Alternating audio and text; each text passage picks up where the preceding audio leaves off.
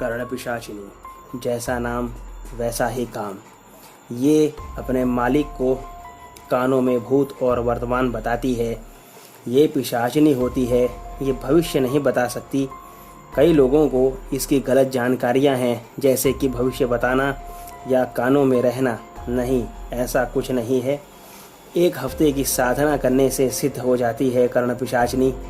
लेकिन ये सात्विक साधना नहीं है। ये साधना शुद्धि नहीं बल्कि अशुद्धि मांगती है। YouTube में मैं ये विधि नहीं बता सकता, क्योंकि इसमें बच्चे भी कहानियाँ सुनते हैं। जो इसके बारे में ज़्यादा जानकारी चाहते हैं उन्हें ईमेल में जानकारी दे दूँगा। अभी बढ़ते हैं हमारी कर्णपिशाचिनी की कहानी की ओर। यहाँ साधक का एक काल्पनिक नाम लिया जा रहा है, असली नाम और जगह बदलकर।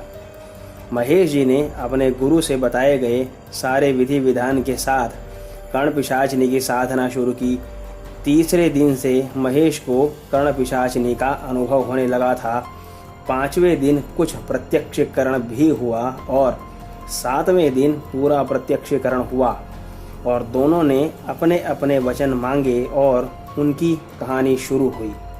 महेश को अपने मांगे अनुसार चीज़ें मिलती गईं और कर्णपिशाचिनी की भी मांग पूरी होती रही। कुछ दिनों बाद ही महेश के पास काफ़ी ज़मीन जायदाद हो चुके थे और वो अपने गांव का सबसे बड़ा आदमी हो गया था और गांव की ज़्यादातर ज़मीन भी उसी की हो चुकी थी। आदमियों की लाइन लगी रहती थी उसके घर पर, जो उसकी हमाली करने और जी हजूरी करने पहुँचे रहते थे। महेश को लगा जैसे उसे सब मिल चुका है और अब उसके पास ये हमेशा रहेगा, और उसने भी वही गलती की जो ज़्यादातर साधक करते हैं। महेश ने सोचा कि अब घर बसा लूं और उसने कर्णपिशाचिनी को कह दिया कि अब वो उसकी सेवा नहीं कर पाएगा, तो अब वो उसके पास ना आया करे। कर्णपिशाचिनी ने महेश को कहा कि तुमने अपना वचन तोड़ा है, लेकिन तुमने इतने दिनों तक मेरी सेवा की है, इसलिए मैं तुम्हें जिंदा छोड़ रही हूँ, लेकिन तुम्हें छोड़कर जाऊंगी नहीं।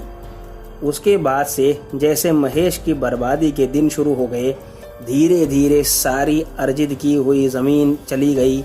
अपना पुश्तैनी मकान तक उसे बेचना पड़ा और आखिर में उसके पास कुछ भी नहीं बचा, यहाँ तक कि इज्जत भी नहीं।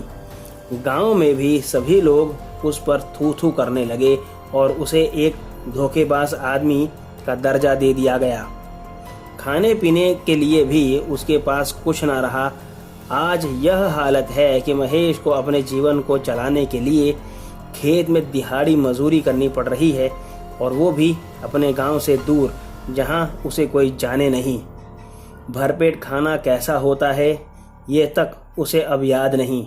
दोस्तों, उसके गुरु का कहना था कि अगर आप ऐसी सिद्धियां पाते हैं तो आपको वचन पालन करना ही होता है, और आपने ज़रा भी वचन भंग किया तो उसकी शर्त एक ही होती है, मौत। लेकिन महेश को तो मौत से भी ज़्यादा जिल्लत भरी ज़िंदगी का सामना करना पड़ रहा है।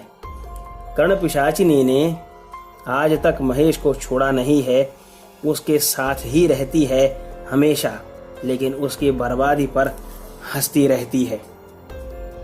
दोस्तों, आज की कहानी में बस इतना ही।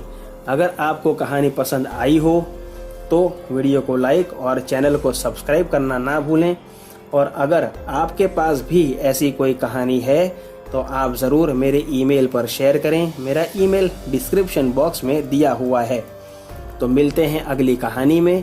तब तक stay home, stay safe. Thank you.